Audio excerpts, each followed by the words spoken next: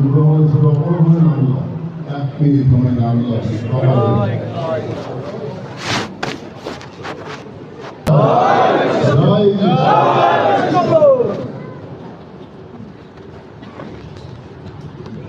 নমো কৃষ্ণ গুরু দেবায়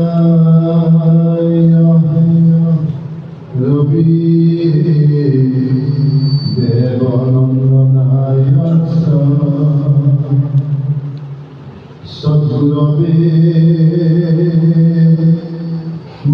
মহাপ্রভবে কলকি হয়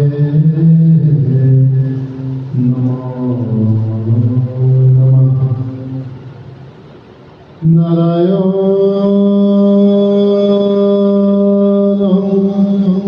সচ্চিদানন্দম মায়াবিভূতম কলকিরূপম কৃষ্ণগুরুং বন্দে জগদ্গুরুম নারায়ণং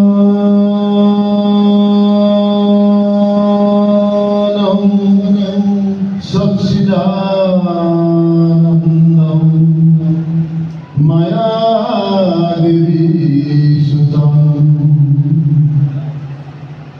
কলকিরূপম কৃষ্ণগুরুং বন্দে জগদ্গুরুম।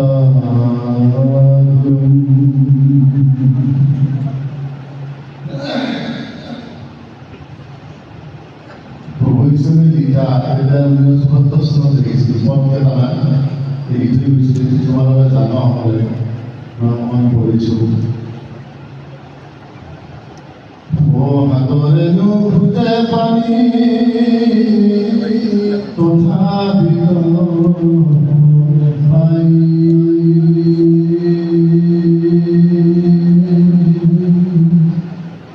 ও নদীর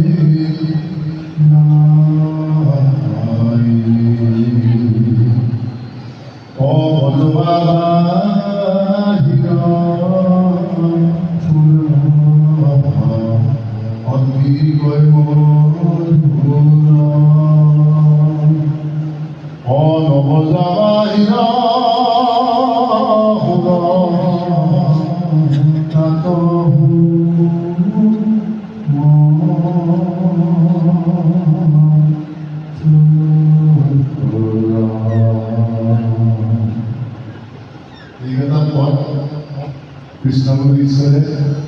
৭৭ সনতে লেখছে ৭৭ সনতে আর এই পথখানার বহুত তত্ত্ব আছে ভিতৰত সোমাই পথখানা বহুত তত্ত্ব সোমাই আছে ভিতৰত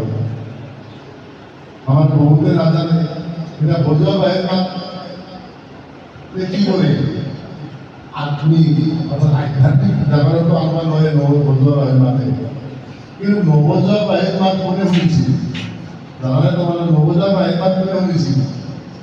হ্যাঁ অকল গোপীসকলে শুনিছিল নৱজোৱা বাঁহীৰ মাত, আৰু সেই নৱজোৱা বাঁহীৰ মাত শুনি দৌৰি গৈছিল গোপীসকলে, কৃষ্ণৰ কাষলৈ ঢাপলি মেলি দৌৰি গৈছিল, হয়নে? আৰু চব বগৰী ফলটো ইমান হওক, হয়নে নহয়? বগৰী ফলটো সকলোৱে জানে বিৰাট হওক বগৰী ফল, কিন্তু কি কৰে, বগৰীটো খাই গুটিটো পেলাই দিয়ে। আমাৰ প্ৰত্যেকজন ভাগৱতী আছে, যে ভাগৱত বহুত আছে, ভাগৱতী আমাৰ জানেও কৃষ্ণগুৰু বহুত ভকতে, কিন্তু এই বগৰী ফলটো যে আমি পেলাই দিলোঁ, কিন্তু এই পেলাই তাৰ পৰা কি হয়, নানা ৰকমৰ কি হয়, আকৌ সেই বগৰী ফলটোৰ পৰা নানা ৰকমৰ গজালি এটা বগৰী আকৌ বৃক্ষ, হয় নে নহয়? কিমান তত্ত্ব কথা ভৱিষ্যত লিখি গতিকে সেই বগৰী ফলটো খাই ভকতে জানে কেনেকৈ তাক পিছ কৰিব লাগে, ভকতে খাই উঠি তাক কি কৰিব লাগে, কোন ঠাইত তাক ৰুব লাগে, ভকতে জানে। সেইকাৰণে ভকত শ্ৰেষ্ঠ বস্তু, প্ৰতি দিশতে ভকতে শ্ৰেষ্ঠ হয়নে ভকত? আৰু ভকত শব্দৰ অৰ্থবোৰ আপোনালোকে সকলোৱে জানে, ভকত শব্দ আমাৰ ভাগৱতী সকলোৱে জানে, তথাপিতো আমি মনত ধৰিছোঁ, কিয় আমাৰ মামৰ আছেনে নাই? এডাল লোহা পৰি থাকিলে কি হয়, লোহাডাল যদি পৰি থাকে মাটিত এমাহ তেতিয়া সেই লোহাডাল কি হয়, মামৰে ধৰে, সকলোৱে জানে। আমাৰো মামৰ হয়, ধৰে নে নধৰে? ভকত শব্দ অৰ্থ বহুত বিশাল। ভক্তে ভগৱন্ত ইভতা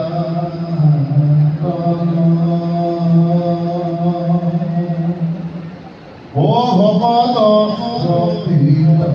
দুষ্ট ভকত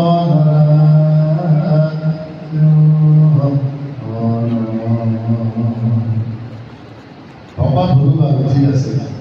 ঈশ্বৰে মোৰ ভক্তি সন্তুষ্ট হৈছে নে নাই? ঈশ্বৰ সন্তুষ্ট হৈছে নে নাই? সেইকাৰণে প্ৰভু কৈছে যে জ্ঞানে কৰ্মে পাৰিতে নাপাৰে ভকতি নুপুছে জীৱে। মানুহ জ্ঞান কৰ্মতে কৰিব নোৱাৰে, পাৰে জানো? 4 বেদ লেখা বুলি আমাৰ জ্ঞানে প্ৰতিশ্ৰুতি হিচাপে ৰাখিছে। এটা কথা মনত ৰাখক, বেদ সদায় নাৰায়ণৰ শ্ৰীমুখৰ বাণী। নাৰায়ণে আদি সত্য আছিল নে নাই? আদি সত্য নাৰায়ণৰে এই বেদ 4খন জ্ঞানে লেখা নহয়। আমাৰ বহুতে ভগৱানে জ্ঞানে লিখিছে 4 বেদ চৈধ্য চুক্তি হিচাপে পিছত আহি দেখা দি গৈছে, কিন্তু একচুৱেলি নাৰায়ণৰ মুখৰ বাণী বেদ 4খন কি? ঋগ্বেদ, যজুৰ্বেদ, সামবেদ আৰু অথৰ্ববেদ। ঋগ্বেদ ক'ত থাকে, যজুৰ্বেদ ক'ত থাকে, সামবেদ ক'ত থাকে, অথৰ্ববেদ ক'ত থাকে? এইবিলাক আমাৰ কৃষ্ণগুৰুৰ আধ্যাত্মিক যুৱ সমাজে অন্ততঃ এইখিনি জানিব লাগে। কৃষ্ণগুৰু ঈশ্বৰে কিতাপত লিখি থৈছে, আমাৰ চাব লাগে, চাই ভাল ভাষণ দিব লাগে। যুৱ সমাজ নামধনী নহয়তো, যদি কৰ্মত নাথাকে, নামত থাকিলে যুৱ সমাজৰ একো কাম নহ'ব। প্ৰভু ঈশ্বৰে কৈছে কৰ্মযোগ আৰু ভক্তি যোগ, এই দুটা বস্তু আমাৰ মেইন।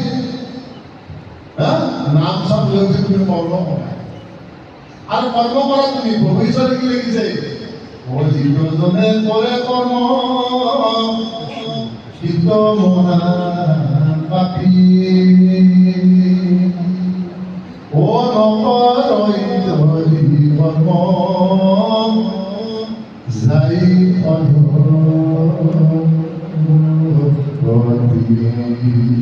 কিমান কৰ্তব্য লেখা, যিজনে কৰ্ম কৰে, কি কৈছে, যিজনে কৰ্ম সিজনে মহাপাপী বুলি কৈছে। সেইজন মহাপাপী যিজনে কৰ্ম কৰে, আৰু নকৰে যদি কৰ্ম যায় অধোগতি। কৰ্ম কৰা কি বুলি কৈছে, লোকহিতাৰ কাম কৰা, ঈশ্বৰৰ বাবে কাম কৰা, তেতিয়া তোমাক ঈশ্বৰে কৃপা কৰিব, আৰু সেই কৃপাৰ পৰা কেতিয়াও বঞ্চিত হ'ব নালাগে। ঈশ্বৰৰ কৃপা এনে নহয়, ঈশ্বৰ বহুত ভক্তি কৰিব লাগিব, আৰু ঈশ্বৰে একো নিবিচাৰে, এটাই বিচাৰে যে মই ভক্তি কৰোঁ, মোৰ নামটো প্ৰচাৰ কৰ। আৰু নামটো বৰ ডাঙৰ বস্তু, নামটো বহুত ডাঙৰ, আমাৰ নামে চব কৰিব পাৰে। যিমান বিপদ নহওক, যিমান ধুমুহা নহওক, এবাৰ যদি জয় কৃষ্ণ বুলি কওঁ, এই চবে পৃথিৱী আমাৰ কৰিলে পাছত হ'ব কৃষ্ণ বুলি ক'ব লাগে আৰু জয় কৃষ্ণ বুলি মন লগে লগে কৃষ্ণৰ আহি তাত উপস্থিত হয় নে নহয় যেই নাম সেই হৰি জানা নিশ্চয় কৰি নামৰ মাজতে আছে আপুনি শ্ৰী হৰি ভগৱন্ত ক'ত আছে নামৰ মাজত বেলেগ বিচাৰি যাব নালাগে সেইকাৰণে প্ৰভু ঈশ্বৰে কৈছে ঐ আত্ম বিচাৰি চোৱা ঐ আত্মৰ ভিতৰে আছে নিজ গুৰু চিনি জানিহেৱা ও পৰায়া তিৰিছ গুৰু আত্মবিচাৰি চোৱা আত্মৰে কি হৈছে দেহ এই দেহৰ ভিতৰতে ঈশ্বৰ আছে বেলেগক বিচাৰি যাব নালাগে আৰু কবিদাসে কৈছে তেৰা চাই তুষ্টে বহুমন মে বাস ঈশ্বৰ তেৰা চাই তুষ্ট দেহ বহুমন মে বাস কস্তুৰিকা বিৰক নফিৰ ধুতে গাছ বুজি পাইছি না অৰ্থটো তোমাৰ ঈশ্বৰ তোমাতে সমাহিত হৈ আছে যেনেকৈ ফুলৰ সুবিধাত সন্নিৱিষ্ট হৈ থাকে নাভিৰ কস্তুৰি থকা নিগমে কস্তুৰি বিচাৰি বাহিৰত হাবাথুৰি খাই দিবি চব গ'লে ঈশ্বৰৰ বিচাৰি যাব নালাগে আমাৰ ইয়াতে বহুতে নাজানে চাৰিমুখী জীৱ সৃষ্টি কৰিছে ঈশ্বৰে এই চাৰিমুখী জীৱ ভিতৰত শ্ৰেষ্ঠ কিয় মনুষ্য কলা ও বিষয় সম্বন্ধ সমস্ত জনিতে পাই হৰি সেৱা এক নামে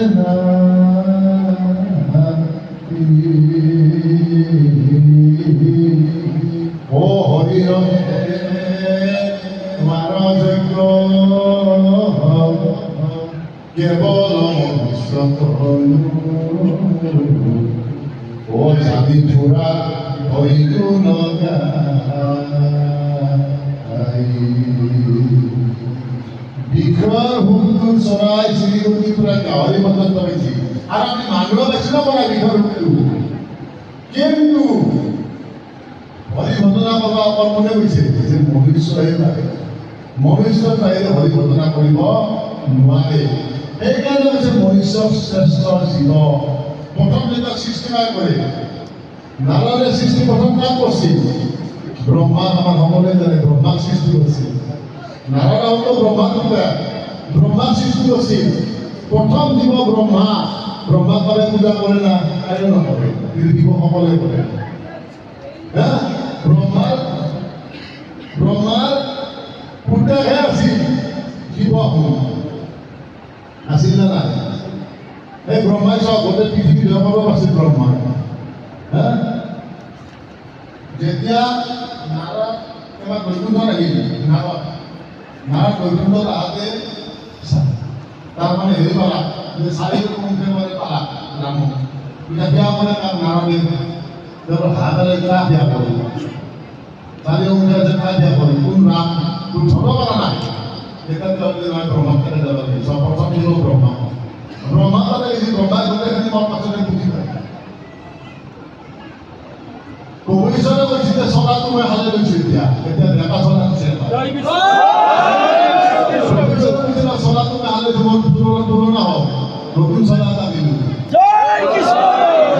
চিন্তাৰে মুখৰে বিচাৰিলে আপুনি ঈশ্বৰক ক'ব তাতে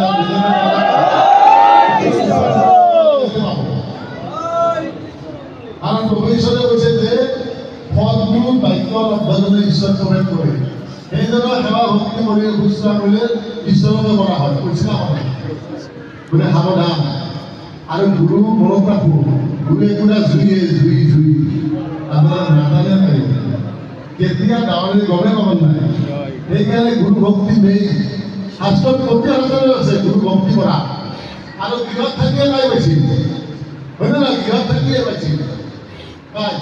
গভীৰে যে গৃহত থাকি পাইছিল না ঈশ্বৰ বেলেগত যাব নালাগিছিল গৃহত থাকিয়ে পাইছিল গভীৰে তাক পাইছিল না পা নাই এনেকুৱা গভীৰতাৰ নিচিনা ৰাজা নাছিলে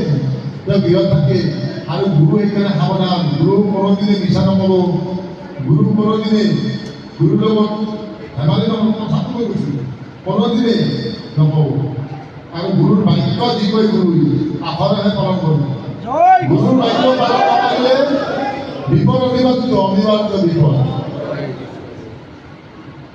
কৰ্ণ কি আছিল সুপুত্ৰ আছিল নে ব্ৰাহ্মণৰ পুত্ৰ আছিল কৰ্ণ সুপুত্ৰ আছিল নে ব্ৰাহ্মণৰ পুত্ৰ আছিল কৰ্ণ